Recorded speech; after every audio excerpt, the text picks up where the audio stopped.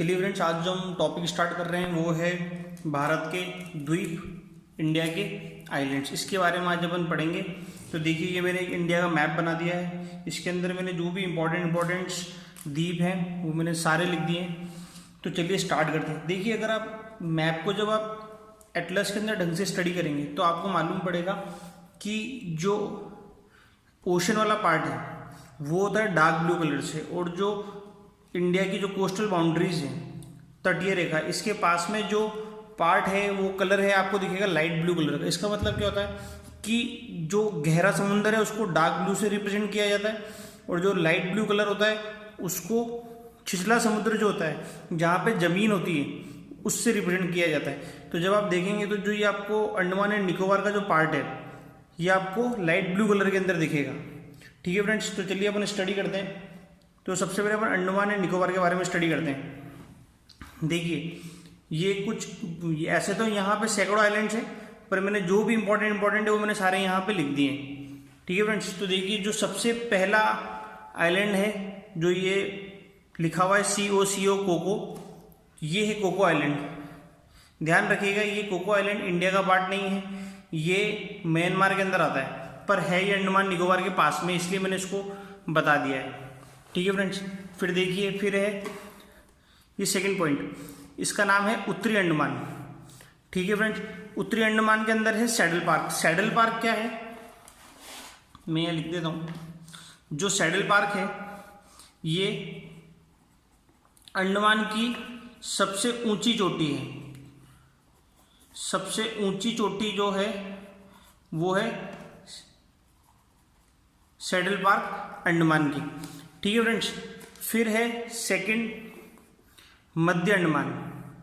ठीक है फ्रेंड्स, ये जो आइलैंड है या ये जो द्वीप है ये सबसे बड़ा है अंडमान एंड निकोबार के अंदर। ठीक है फ्रेंड्स, फिर जो थर्ड द्वीप है वो है दक्षिणी अंडमान, जिसके ऊपर स्थित है पोर्ट ब्लेयर। पोर्ट ब्लेयर है ये अंडमान एंड निकोबार की राजधानी है। फिर उसके बाद आता है लिटिल अंडमान, और उसके बाद आता है 10 डिग्री चैनल। 10 डिग्री चैनल क्या है, एक सकड़ा समुद्र जो होता है, ठीक है फ्रेंड, जो दो द्वीपों को अलग अलग कर रहा है, इसको बोलते हैं 10 डिग्री चैनल। इसका लैटिट्यूड के अंदर वैल्यू है 10 डिग्री, इसलिए इसको नाम दे रखा 10 डिग्री चैनल। ये क्या करता है, अंडमान को निकोबार से अलग करता है। देखिए फ्रेंड्स, अगर एग्जाम के अंदर क्वेश्चन आता है कि अंडमान और निकोबार को कौन सा चैनल अलग करता है, तो उसका नाम है 10 डिग्री चैनल। 10 डिग्री चैनल क्या करता है, अंडमान और निकोबार को दो अलग अलग पार्ट में डिवाइड करता है। ठीक है फ्रेंड्स, अब निकोबार के अंदर अपन बात करते हैं। निकोबार के अंदर है पहला आइलैंड, उसका नाम है कार निकोबार, और जो सेकंड आइलैंड दे रखा है जो इंपॉर्टेंट है वो है ग्रेट निकोबार। ध्यान रखना, मैंने आपको पिछली वीडियो में भी बताया था कि जो इंडिया का साउथ ईस्ट पार्ट है मेनलैंड के ऊपर, तो यहाँ पे है कन्याकुमारी, और वैसे अगर देखा जाए तो वो है इंदिरा पॉइंट जो है ग्रेट निकोबार के ऊपर, और उस कितने पे है, 6.4 डिग्री के ऊपर है। ठीक है फ्रेंड्स, जो लैटिट्यूड जो है वो इसका कितना है, 6.4 डिग्री। ठीक है फ्रेंड्स, फिर अपन बात करते हैं पम्बन द्वीप की। पम्बन द्वीप रामेश्वरम के अंदर आता है। ठीक है फ्रेंड्स, जो पम्बन द्वीप का जो लास्ट पॉइंट है, जो लास्ट पॉइंट है ये यहाँ पे, इसको क्या बोलते हैं, धनुषकोटी। यहीं से राम सेतु स्टार्ट होता है। जो धनुषकोटी है, धनुषकोटी से ही राम सेतु की शुरुआत होती है। ठीक है फ्रेंड्स, जो कहाँ तक जा रही है, श्रीलंका तक जा रहा है। अब देखिए फ्रेंड्स, ये जो खाड़ी है, ये जो पार्ट है, जो पम्बन द्वीप है, ये किस खाड़ी के अंदर है, ये ध्यान रखिएगा, ये है मन्नार की खाड़ी में। कहाँ पे है फ्रेंड्स, मन्नार की खाड़ी में। ठीक है फ्रेंड्स, तो ये हो गया पम्बन द्वीप के बारे में, जो कि है तमिलनाडु के अंदर। ठीक है फ्रेंड्स, अब अपन बात करते हैं श्री हरिकोटा सतीश धवन के बारे में। श्री हरिकोटा सतीश धवन है, ये पड़ता है आंध्र प्रदेश के अंदर। कहाँ पे पड़ता है सतीश धवन, आंध्र प्रदेश में। अब इसके अंदर सबसे इंपॉर्टेंट बात क्या है याद रखने के लिए, तो ये ध्यान रखना कि इसरो का ये लॉन्चिंग पैड है। इसरो का लॉन्चिंग पैड है।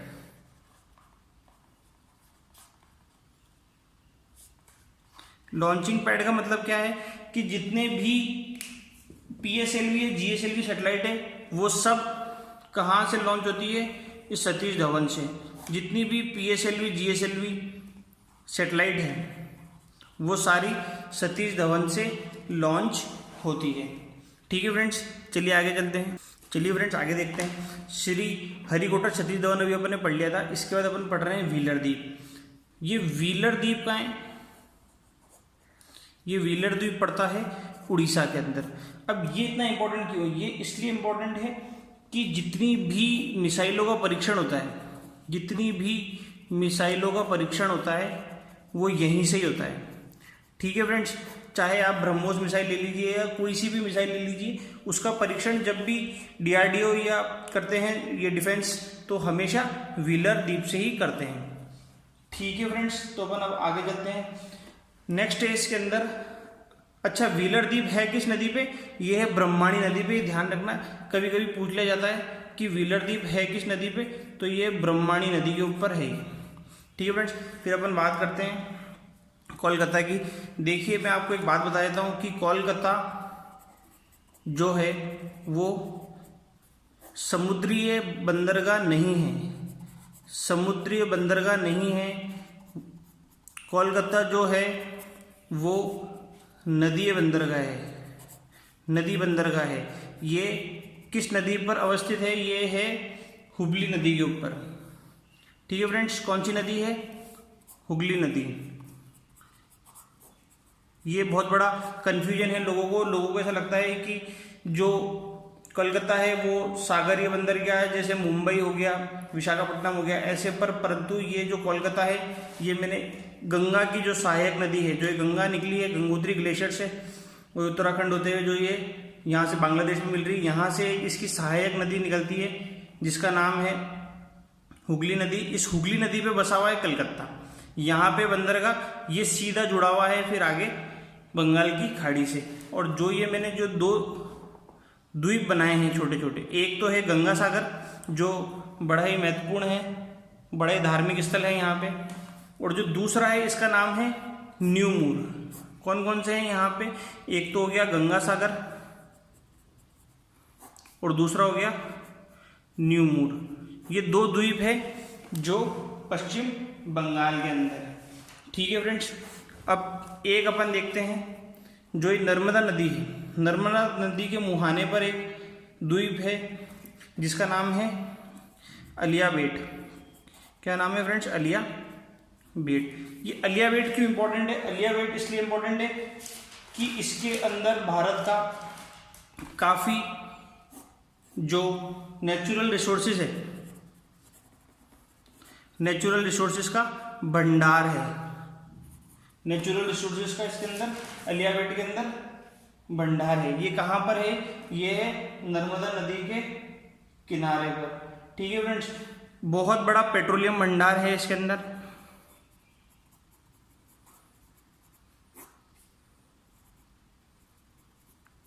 ठीक है फ्रेंड्स, जो रिलायंस की रिफाइनरी है वो भी इसी के किनारे है। यहाँ पे बहुत बड़ा पेट्रोलियम का भंडार है। अब अपन चलते हैं लक्षद्वीप के ऊपर। ठीक है फ्रेंड्स, ये रहा लक्षद्वीप। लक्षद्वीप के बारे में मैं आपको बता देता हूँ कि लक्षद्वीप भारत का सबसे छोटा द्वीप है और केंद्र शासित प्रदेश है। सबसे छोटा केंद्र शासित प्रदेश है।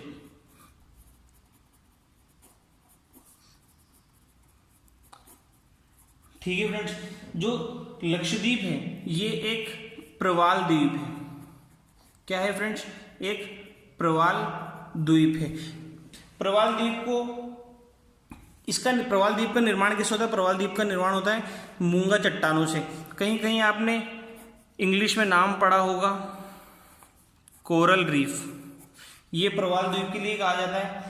तो ये मूंगा चट्टानों से बनते हैं। मूंगा चट्टानों से कैसे बनते हैं फ्रेंड? देखिए मैं आपको समझाता हूँ कि एक क्या होता है 2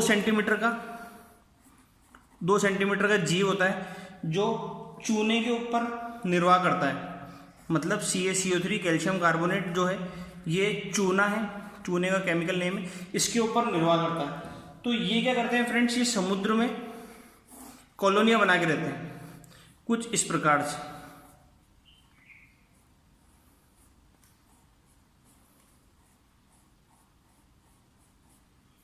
ऐसे करके फ्रेंड्स ये समुद्र के अंदर कॉलोनियां बना के रहते हैं, जिससे ये इनकी ऊंचाई इतनी बढ़ जाती है कि ये धीरे धीरे दिखने लग जाते हैं। एग्जाम्पल मैं आपको दूं तो ऑस्ट्रेलिया का एक ग्रेट बैरियर रीफ अगर आपने नाम सुना हो तो वो भी एक प्रवाल द्वीप है। लक्षद्वीप हो गया, ये एक प्रवाल द्वीप है। इन सब का निर्माण किससे हुआ है फ्रेंड्स, मूंगा चट्टानों से हुआ है। ठीक है, ये केवल इसका एग्जाम्पल में लिख देता हूं, ऑस्ट्रेलिया का ग्रेट बैरियर रीफ, ये एक एग्जाम्पल है। कभी आप गूगल पे सर्च करिएगा आपको मालूम पड़ जाएगा। ये बहुत फेमस है ग्रेट बैरियर रीफ, और इसका निर्माण हमेशा गर्म द्वीपों में होता है। ये एक इंपॉर्टेंट लाइन है, केवल गर्म द्वीपों पर ही पाए जाते हैं ये।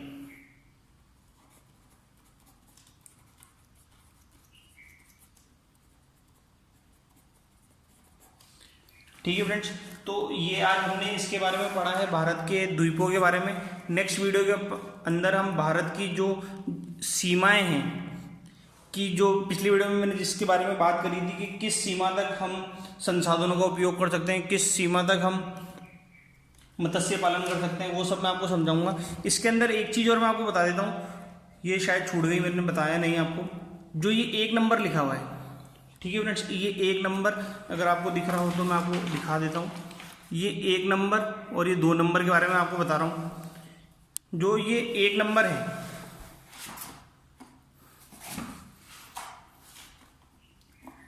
ये 1 नंबर जो है ये तो है नारकोंडम द्वीप,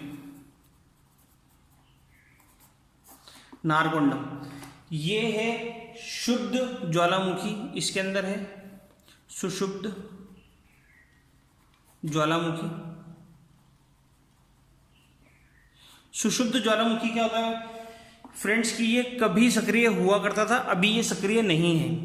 ठीक है फ्रेंड्स, और जो इंडिया का जो सक्रिय ज्वालामुखी है वो है ये 2 नंबर, जिसका नाम है बैरन द्वीप। आपने पढ़ा होगा इसके बारे में या नाम सुना होगा, बैरन द्वीप। ये अभी सक्रिय ज्वालामुखी। ठीक है फ्रेंड्स, तो आप कभी इसके बारे में पढ़ना। ये जो इंडिया का कई क्वेश्चन आता है, ये यूपीएससी के अंदर भी 2 साल पहले एक क्वेश्चन आया था कि भारत का कौन सा सक्रिय ज्वालामुखी है, तो उसका आंसर हो जाएगा बैरन द्वीप। और जो कभी सक्रिय था पर अभी नहीं है वो हो जाएगा नारकोंडम। ये दोनों ही अंडमान निकोबार के पार्ट है। ठीक है फ्रेंड्स, उम्मीद करता हूँ ये वीडियो आपको अच्छा लगा होगा। अगर कोई भी आपके सुझाव हो तो कमेंट्स में बताएं, और अगर कुछ गलती हुई हो वीडियो के अंदर या कुछ और आपको लगे बताने जैसा तो प्लीज़ आप कमेंट्स में बताइएगा। Thank you.